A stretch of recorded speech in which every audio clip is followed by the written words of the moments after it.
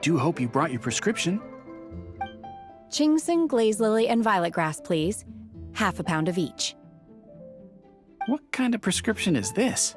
Sounds more like a lunch order. Oh, here you go. That's everything we have in stock. Thank you. She's really eating them!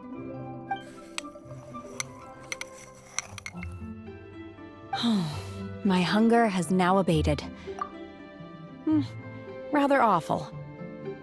Though they were not completely devoid of sweet fragrance after consuming a large quantity of them. So, how come you chow down on these and barely touch the restaurant food?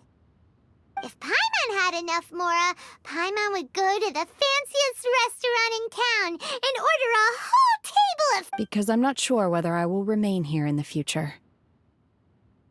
The food of the mortal realm is most delicious, but should I return to the mountains, yearning for the food here shall only pose an obstacle to my continued spiritual development. Sampling each dish in order to appreciate its taste is enough. Return to the mountains!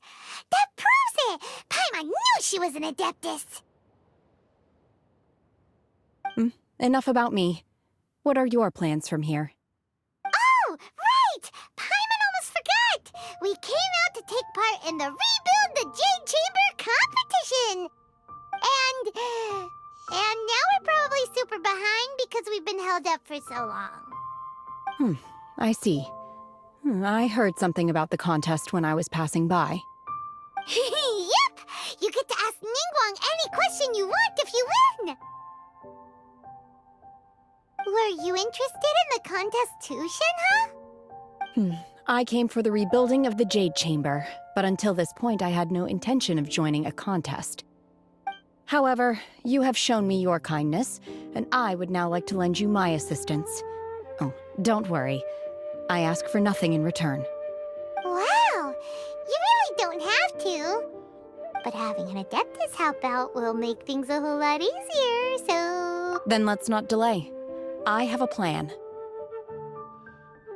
Great! Paimon bets this is gonna be the awesomest plan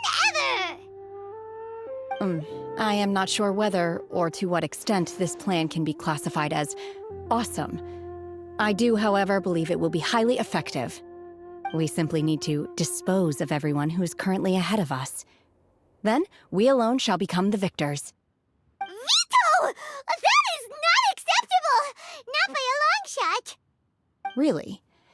But I hear that competition is in essence about conflict and one-upmanship. Look, we want to win this competition fair and square, okay? Sunset Vermilionite, Wonder Cores, and Adepti Sigils. Let's start at the top of the list and work down. So, for Plastrite... I was wondering who I could hear arguing over there. So, it's you. Baishu? What are you doing out here? Lady Ningguang wishes to purchase a large batch of wound dressing. We're running low at the store, so I came out to fetch the ingredients personally. Huh? How come Lady Ningguang needs so much wound dressing all of a sudden? I'm not too sure. I did hear she's looking to rebuild the Jade Chamber. Maybe for its first aid on site? I didn't ask, though. Far be it from me to pry into my customers' personal affairs. Oh, and she also borrowed Chi-Chi. Meaning Boo Boo Pharmacy is very short-handed right now. I don't suppose any of you are looking for part-time work by any chance? No, we've got other stuff to do. While you're here, though, you seem to know a lot. Have you ever heard of something called Sunset Vermilionite? Ah, the variety of Plastrite used in the Jade Chamber, yes? There is some mention of it in the Seven Mountain Treatises. When activated, Sunset Vermilionite rises up all the way into the clouds. It's very rare indeed. As far as the records show, virtually all Sunset Vermilionite in existence has been mined and taken possession of. But The Feiyun Commerce Guild would know far more about this than I do. Okay then, let's go ask at the Feiyun Commerce Guild. Thanks, Baiju. You're quite welcome. Good luck to you all. And if there's anything further you need from me, just come to the Boo Boo Pharmacy.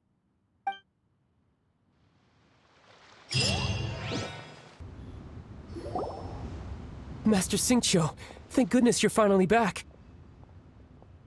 Oh? Why do I detect an urgency in your voice? The guild has had a whole string of strange orders in recently. Everyone's been completely caught off guard. Your father gave me specific instructions to ask you to stay and help out if I happen to see you. I see. Have someone sort the orders by type for now. I'll deal with them myself shortly. Oh, how wonderful. Thank you, Master. With you on the job, I can breathe a sigh of relief. Hey, Xingqiu! Glad you're here. We want to ask you for some information. Traveler, Paimon, please wait a moment. Shu, I need to entertain some guests. Please continue with your work for the time being, and we'll discuss the matter of the guild's orders in more detail later on. Understood, Master Xingqiu. Then I will leave you in peace.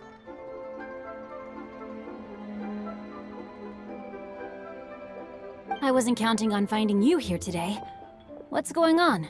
And how, pray tell, may I be of service?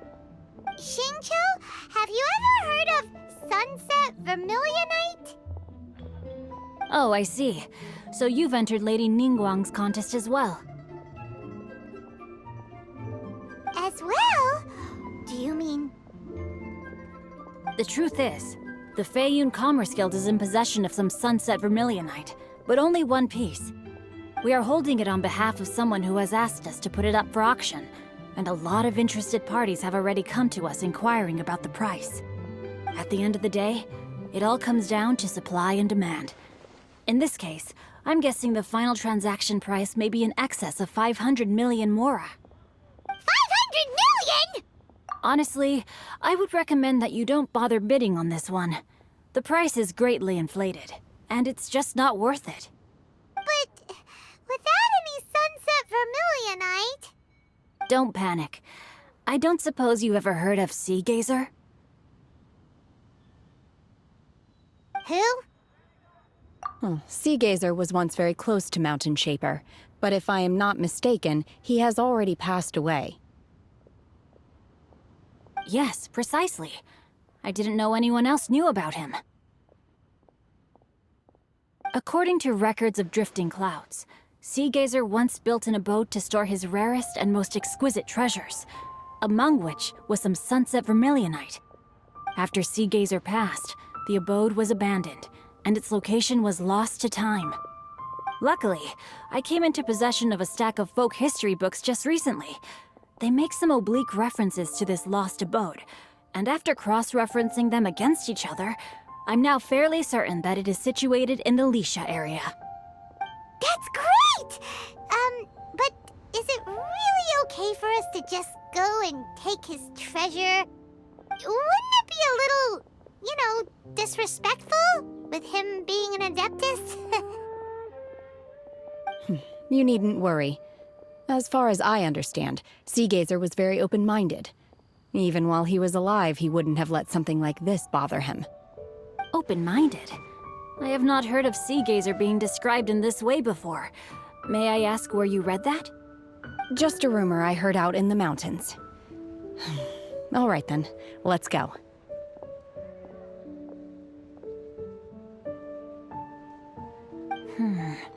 There's something about this young lady that reminds me of a good friend of mine. Oh, I almost forgot.